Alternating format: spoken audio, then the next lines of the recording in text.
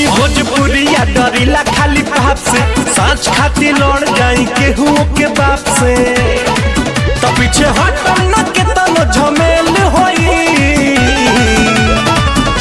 आज जेल होई काल बेल होई, परसों से उहे खेल होई। आज जेल होई काल बेल होई, परसों से उहे खेल होई।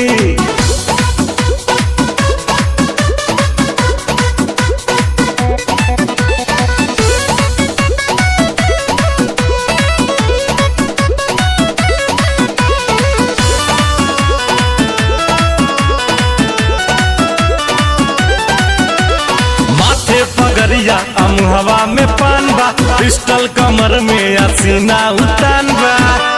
इहे तो असली भोजपुरिया के पहचान बा। इहे तो असली भोजपुरिया के पहचान बा। भारी सौ पाएक अकेल होई, आज जेल होई काल बेल होई, परसों से उहे खेल होई। आज जेल होई काल बेल होई, परसों से उहे खेल होई।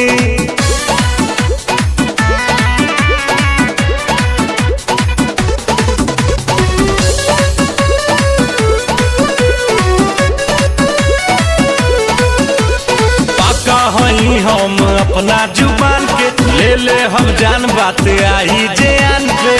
करिले न सहीले माटी के अपमान के, करिले न सहीले माटी के अपमान के। हरते हम जे माथा फेल होई, आज जेल होई काल बेल होई, परसों से उहे खेल होई।